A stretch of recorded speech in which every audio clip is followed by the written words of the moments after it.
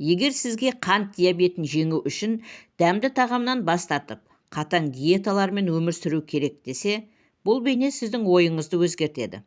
Өйткені дәл қазір сіз кәдімгі пияздың, қарапайым тоңазытқыштағы көкөністің нағыз дәріге айналатынын білесіз.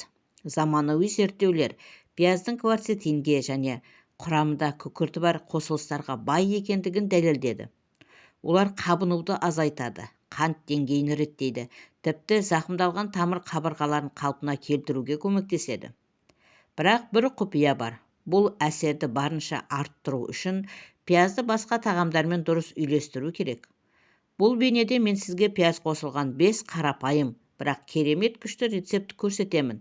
Оны бірнеше минут ішінде дайындауға болады, және олардың әрқайсысы емдік әсерін күшейтеді. Соңғы рецепт әсіресе өте әсерлі. Оны үнемі тұтыну жүрек қан тамырлар ауруларының қаупін 4-тен 1-ге дейін азайтуға қабілетті. Сондықтан денсаулыққа жету жолындағы ең маңызды қадамды жіберіп алмас үшін бейнені соңына дейін көріңіз. Жалғастырмас бұрын бұл бейнені лайкпен қолдаңыз және арнаға жазыла кетіңіз. Бұл жобаны дамытуға көмектеседі және денсаулыққа қатысты ғылыми дәлелденген жаңа кеңестермен бөлісуге мүмкіндік береді. Сонымен біз өз тізімімізді 5-ші орыннан бастаймыз. Детокс, қызыл пияз және қызанақ салаты. Бұл жеңіл тағамдар ғана емес, қан тамырларын тазартатын және метаболизмді қалыпқа келтіретін күшті формула.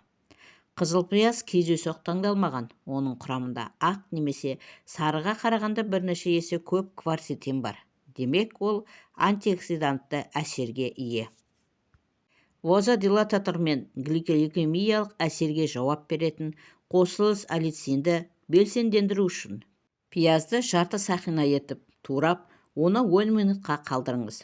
Енді 2 піскен қызанақты қосыңыз. Олардың құрамында қан тамырларының қабырғаларын нығайтатын зиянды холестеринді төмендететін және жүректі қорғайтын пигмент ликопен бар.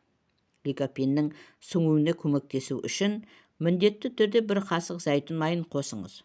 Ол қызанақтың әсерін күшейтіп қана қоймайды, сонымен қатар қабынуға қарсы омега-9 май қышқылының көзі болып табылады.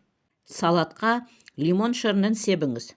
Бұл дәрумендердің сіңуін жақсартады, ас қорыту ферменттерін белсендендіреді және балғындық қосады. Тағамды 1 шымшым теңіз тұзымен аяқтаңыз. Қаласаңыз, детокс әсерін күшейтетін шөптер, ақ желкен, кинза немесе насыбайгүл қоссаңыз болады. Бұл салат бүкіл тағамның гликемиялық жүктемесін азайтады, қант деңгейін тұрақтандыруға көмектеседі және тамақтанғаннан кейін жеңілдік сезімін тудырады. Үнемі қолданған кезде қан айналымын жақсартады, қанның тұтқырлығын төмендетеді және созылмалы шаршаумен күресуге көмектеседі. Бұл үйде жүрек қан тамырлары мен күтім жасаудың қарапайым, қолжетім және өте дәмді әдісі. 4-ші орынға көшейік. Пияз қосылған жұмыртқа. Бұл жай ғана таңғы ас деп ойлауға асықпаңыз. Бұл шын мәнінде таңертеңгі сауықтыру рәсімі. Ол қант диабетімен және қанттың көтерілмеуімен күресуде сіздің ең жақсы одақтасыңыз бола алады. Біз орташа пияздың жартысынан бастаймыз. Қызыл немесе сары пияз жақсы жұмыс істейді. Оны жіңішке жарты сақинаға кесіңіз. Бұл өте маңызды. Жіңішке кесу пияздың біркелкі қоңырқай болып қуырылуына көмектеседі, қоректік заттарды сақтайды. Табаны алдынла қыздырып, 1 шай қасық еріген сары май немесе таза зәйтүн майын қосыңыз. Сары май ішектің денсаулығын қолдайтын май қышқылдарына бай, ал зәйтүн майы антиоксиданттық қасиеттермен және қабынуды азайту қабілетімен танымал. Пиязды орташа отта алтын қоңырқай түс болғанша қуырамыз. Бұл кезде құрамында күкірт бар қосылыстар, оның ішінде аллицин белсендендіріледі. Қандағы қантты төмендетуге, қан тамырларын нығайтуға және жат алмасуды жақсартуға көмектеседі. Енді негізгі ақуыз элементін қосамыз. 2 бүтін жұмыртқа. Сарысы құрамында бауыр мен мидың жұмысына қажет холин бар. Сонымен қатар жүрек қан тамырлары қаупімен байланысты гомоцистеин деңгейін төмендетуге көмектеседі. Ақуыз ағзаны артық көмірсусыз амин қышқылдарының сапалы көзімен қамтамасыз етеді. Бұл әсіресе диабетке дейінгі және екінші типті қант диабетімен ауыратын адамдар үшін өте маңызды. Қуырылған пияздың үстіне жұмыртқа қосып аздап араластыру дәмді ғана емес, сонымен қатар метаболикалық теңдестірілген тағамды жасайды. Ол қант деңгейін тұрақтандырады. Таңғы астан кейін глюкозаның тез көтерілуіне жол бермейді және ұзақ уақыт тоқтық сезімін сыйлайды. Бір шымшым тұз және жаңа ұнтақталған қарабұрыш қосыңыз. Бұл дәмді жақсартады және қоректік заттардың сіңуіне көмектеседі. Пайдасын арттырғыңыз келсе, аздап куркума қосыңыз. Оның қабынуға қарсы әсері майдың қатысуымен күшейеді және тағамды жасыл пиязбен безендіріңіз. Бұл антиоксиданттарға, дәрумендердің қосымша мөлшерін береді. Мұндай таңғы ас 5-7 минут ішінде дайындалады, бірақ сіздің денеңізге күні бойы қажетті отын береді. Сіз тұрақты энергияға ие боласыз, инсулинге сезімталдықты жақсартасыз және тәтті тағамдарды жеуге деген құлшынысыңыз азаяды. Егде жастағы адамдар үшін жұмыртқаны пиязбен үнемі тұтыну қан тамырларының, мидың және метаболизмнің денсаулығын сақтаудың қуатты құралы бола алады. Бұл тағам тек тамақ емес, сонымен қатар сіздің денеңізді ұзақ мерзімді қорғауға бағытталған қадам. Біздің тізіміміздегі 3-ші орында денсаулыққа арналған нағыз аспаздық шедевр алады. Пияз және жасымық сорпасы. Бұл тек бірінші курс емес, сонымен қатар ағзаны талшықтармен, ақуыздармен, минералдармен қанықтыратын және сонымен бірге қандағы қантты төмендетуге көмектесетін нағыз эликсир. Дайындықтан бастайық. Үлкен кастрюльді алып, бір ас қасық зәйтүн майын немесе суық сығылған кокос майын қыздырыңыз. Бұл майлар пайдалы май қышқылдарына бай және қабынуға қарсы қасиеттерге ие. Қызыл немесе сары түсті бір үлкен пиязды ұсақтап турап, мөлдір болғанша орташа отта қуырыңыз. Бұл кезде пияз қант деңгейін реттеуге және бауырдың жұмысын жақсартуға көмектесетін белсенді қосылыстарды, соның ішінде кварцетин мен аллицинді шығарады. Енді 2-3 түйір сарымсақ қосамыз. Сарымсақ бактерияға қарсы және қабынуға қарсы әсерді күшейтеді. Иммунитетті қолдайды және ішектің жұмысын қалыпқа келтіруге көмектеседі. Сарымсақтан кейін бірден жарты шай қасық куркума қосыңыз. Бұл алтын дәмдеуіш қабынуды азайтуға және бауыр ферменттерін белсендендіруге арналған күшті әсермен танымал. Бұл метаболизм бұзылған адамдар үшін өте маңызды. 1-2 минуттан кейін қайнатылған жасыл жасымықпен бір кесе ішіңіз. Жасымық бұршақ тұқымдастар арасында нағыз чемпион. Бір порцияда сіз қанықтылық сезімін беретін, шамамен 15 грамм өсімдік ақуызын және қанттың сіңуін бәсеңдететін және ішек микрофлорасын жақсартатын 16 грамм талшыққа дейін аласыз. Ол сондай-ақ темірге, мырышқа, магнийге және фолий қышқылына, сау жүрекке, миға және дұрыс метаболизмге қажетті барлық заттарға бай. Үйде немесе табиғи концентратпен жасалған 2 кесе көкөніс сорпасын құйып, қайнатыңыз.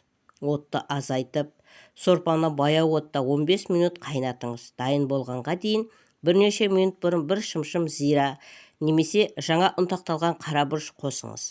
Зира ас қорытуды жақсартады және газдың түзілуін азайтады. Ал бұрыш куркуминнен куркуминнің сіңуін күшейтеді. Бұл тағамды одан әрі емдік етеді. Дайын сорпаны шөптермен, кинза, ақжелкен немесе шпинатпен толықтыруға болады. Бұл тағамды безендіріп қана қоймай, одан да көп дәрумендер мен антиоксиданттарды қосады. Қышқылтым дәм қалайтындар үшін аздап лимон шырыны қосуға болады. Мұндай сорпа дәмді ғана емес, сонымен қатар функционалды. Бұл глюкоза деңгейін күні бойы бақылауда ұстауға көмектеседі.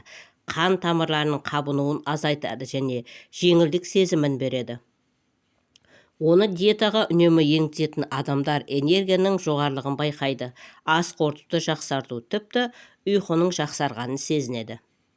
Бұл сорпа түскі асқа да, жеңіл кешкі асқа да өте қолайлы. Әсіресе егер сіз асқазанды шамадан тыс жүктемеуді қаласаңыз, бірақ сонымен бірге денеңізді барлық қажеттіліктермен қамтамасыз ете аласыз. Біздің тізімдегі екінші орынды сергітетін және керемет пайдалы пияз және жасыл алма салат алады. Бір қарағанда бұл қарапайым комбинация, бірақ ол жүрекке, қан тамырларына және метаболизмге күшті емдік әсер етеді. Пияздың негізгі ингредиенттерінен бастайық. Оның пайдасын барынша арттыру үшін пиязды ұсақтап турап қана қоймай, ұсақтап үкіштен өткізген дұрыс. Бұл пішінде көбірек шырын бөлінеді. Құрамында күкірті бар қосылыстар, соның ішінде аллицин мен кварцетин белсендендіріледі. Бұл заттар қан тамырларын тазартуға, қамдуды азайтуға, тамырлардың серпімділігін жақсартуға және қан ағымын қалыпқа келтіруге көмектеседі. Ғалымдар шикі пиязды үнемі тұтыну атеросклероздың пайда болу қаупін төмендететінін және қан қысымын қалыпқа келтіруге көмектесетіндігін дәлелдеді. Келесі қадам жасыл алма. Ол зиянды холестерин молекулаларын байланыстыратын және оларды организмден табиғи жолмен шығаратын еритін талшыққа пектинге бай. Бірақ пектин тек тазартқыш ретінде жұмыс істемейді. Бұл ішектің жақсы бактерияларын тамақтандыратын, ас қорытуды жақсартатын және иммунитетті қолдайтын пребиотик. Пребиотикалық талшықтарға бай пиязбен үйлескенде бұл нағыз синегрия, қандағы қантты бақылауға тікелей байланысты микрофлораның қосарлы тірегі. Пияз бен алма үгітілгеннен кейін оларды кішкене ыдысқа біріктіріп, оның үстіне бір ас қасық табиғи алма сірке суын қосыңыз. Мұндай сірке суының құрамында ас қорытуды жақсартатын, майлардың ыдырауын тездететін және тамақтанғаннан кейін гликемиялық реакцияны төмендетуге көмектесетін ферменттер мен пробиотиктер бар. Эффектіні күшейту үшін бір шымшым ұнтақталған даршын қосыңыз. Бұл дәмдеуіш көмірсулардың қорытылуын баяулатады және инсулинге сезімталдықты жақсартады. Сонымен қатар тағамға жеңіл, тәтті дәм береді. Бұл салат жай ғана гарнир емес, ағзадағы қабыну деңгейін төмендетуге, қандағы липидті профильді жақсартуға және қант деңгейін бақылауға көмектесетін нағыз функционалды тағам. Бұл әсіресе пребиотик, екінші типті қант диабеті немесе жоғары холестеринге бейімділігі бар адамдарға пайдалы болады. Оны диетаға үнемі енгізу метаболизмді жақсартады, энергия деңгейін жоғарылатады, тіпті ұзақ уақыт қанықтылық сезімі арқылы артық салмақтан арылуға көмектеседі. Пісіру 5 минуттан аспайды, ал пайдасы бірден сезіледі. Бұл салатты балық, тауық етімен бірге беруге, көкөніс табақтарына қосуға немесе өзіңнен жеңіл тағамдар ретінде жеуге болады. Кешкі асқа өте ыңғайлы, себебі ол асқазанды шамадан тыс жүктемейді және ұйықтар алдында қантты бақылауда ұстауға көмектеседі. Сонымен біздің тізімдегі бірінші орында аңызға айналған пияз, қызылша салаты. Оны жүрек пен қан тамырларына арналған табиғи дәрі деп атауға болады. Бұл жай ғана дәмді тағам емес. Сонымен қатар алғашқы қамнудан кейін қан айналымын жақсартуға қабілетті нағыз вазодилатор және қан тазартатын коктейль. Қызыл пияздан бастайық. Аллицин сияқты күкірті бар қосылыстарды белсендіру үшін оны жіңішке жарты сақинаға бөліп 10-15 минут қоя тұрыңыз. Бұл заттар қанның тұтқырлығын төмендетеді және қан ұйғыштардың пайда болуына жол бермейді және қан ағымын ынталандырады. Қызыл пияздың құрамындағы кверцетин күшті антиоксидант қызметін атқарады. Қан тамырларының қабырғаларын нығайтады және қандағы қабыну маркерлерінің деңгейін төмендетеді. Енді жұмсақ болғанша қайнатылған немесе пісірілген қызылшаны қосайық. Қызылша организмде азот оксидіне айналатын табиғи нитраттардың ең жақсы көздерінің бірі. Ал азот оксиді қан тамырларын кеңейтудің, ағзадағы оттегінің жеткізілуін жақсартудың, қан қысымын қалыпқа келтірудің және төзімділікті арттырудың кілті. Клиникалық зерттеулер қызылшаны үнемі тұтыну қан қысымын төмендетуге және микроциркуляцияны жақсартуға көмектесетінін көрсетті. Эффектіні күшейту үшін салаттың үстіне біраз қасық таза зәйтүн майын тамыңыз. Майда еритін дәрумендердің сіңуін жақсартады және тағамға жұмсақтық пен байдам береді. Содан кейін аздап бальзам сірке суын қосыңыз. Бұл қызылшаның тәттілігін көрсетеді және сонымен бірге метаболизмді қолдау арқылы бауырға токсиндерді кетіруге көмектеседі. Тағамды одан әрі пайдалы еткіңіз келе ме? Үстіне туралған жаңғақ сепіңіз. Олардың құрамында омега-3 май қышқылдары, магний және антиоксиданттар бар. Олар жүректі нығайтады және созылмалы стрессті төмендетуге көмектеседі. Мұндай салатты үнемі тұтыну атеросклероз қаупін азайтуға көмектеседі. Қан тамырларының серпімділігін жақсартады, денені оттегін қанықтырады және жалпы энергия деңгейін жоғарылатады.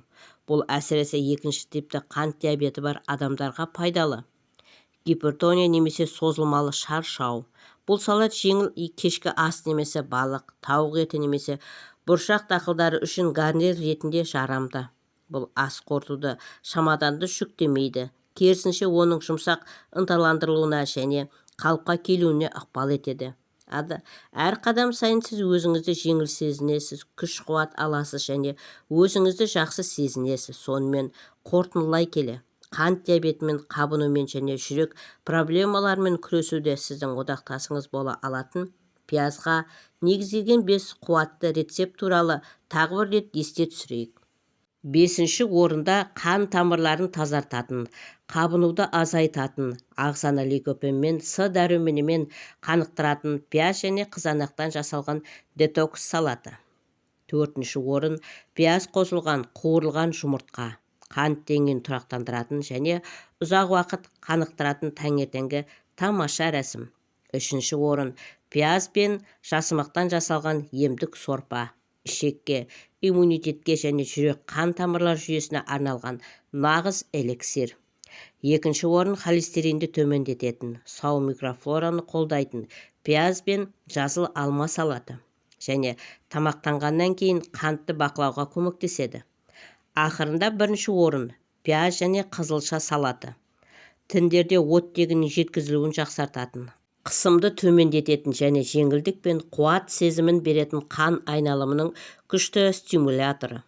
Бұл рецепттер қарапайым, барлығына қолжетімді және қымбат ингредиенттерді немесе күрделі аспаздық техниканы қажет етпейді, бірақ олар сіздің күнделікті диетаңыздың негізі бола алады және денсаулықты терең деңгейде қалыпқа келтіруге көмектеседі.